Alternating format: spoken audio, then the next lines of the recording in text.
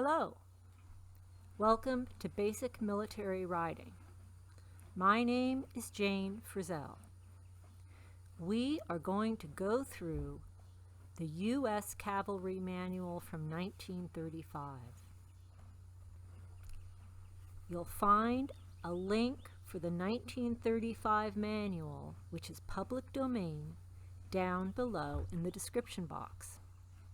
There's another link for a workbook.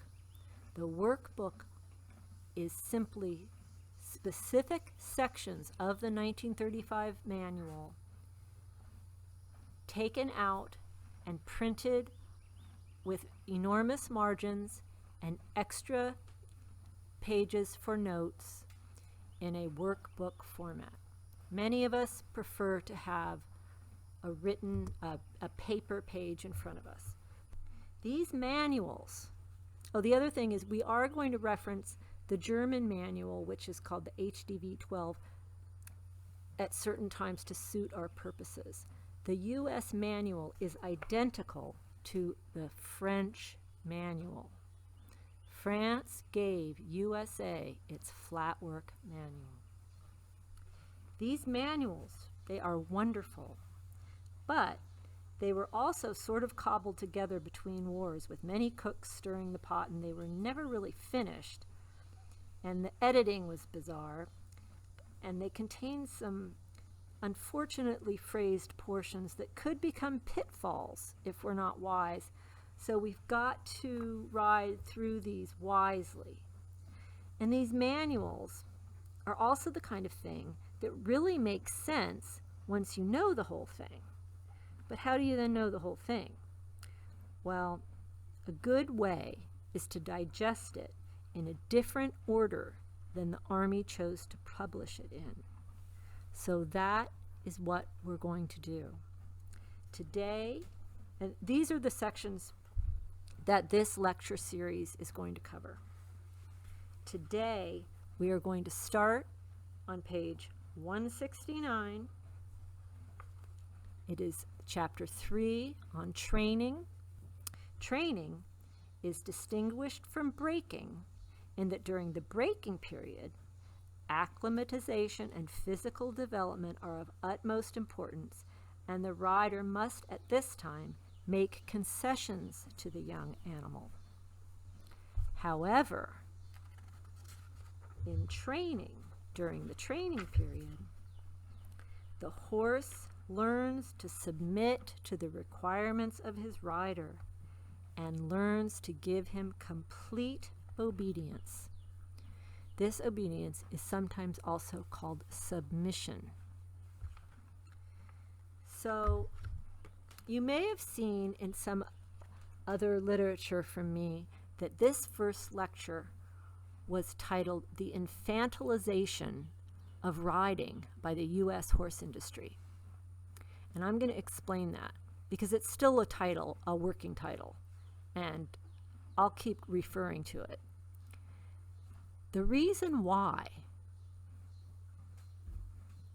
the riding outside of Western Europe has been infantilized by the marketplace is that it is stuck in the braking period and has never graduated to the training period. That would be as if every child in an entire country, or like 99% of the children, only went to nursery school.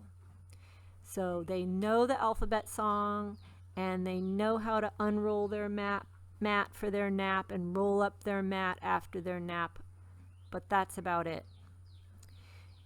We are facing a crisis of illiteracy in riding. And that is one of the purposes of this lecture series. So, no more loitering or dwelling for 5 years in the round pen. No more making a career of joining up. We need to get on with it and begin training. Now, what is a trained horse? What are we told by our U.S. instructions is a trained horse? This is what it says. The trained horse is one that understands the rider's intention from the slightest indications and immediately responds to them with exactness, lightness, and energy.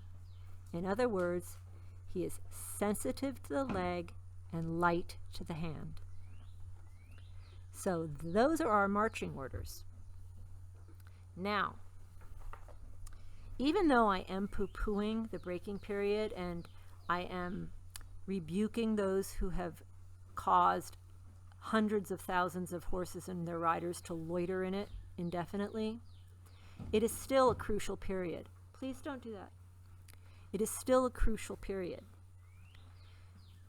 The other problem that has infantilized the population is that the requirements that are spelled out for the breaking period have not been fully met. So there's a twofold problem of loitering indefinitely in the breaking period and also not fulfilling the requirements of the breaking period. But we're going to save that all for lecture 3. This is lecture 1. We're almost done. I'm going to give you the reading assignment for lecture number 2. And it is to look ahead to section 27. Some of you will recognize it. It is the basis of an equestrian language, and many of you have had this lesson from Brownie. You'll find it on page 175 in the manual. Again, it's section 2, chapter 3, Education of the Horse, section 27, basis of an equestrian language, on page 175 through 177. That will be the topic of our next lecture, and I'm looking forward to seeing you there next time. Thank you. Ride well, follow the instructions, and don't deviate.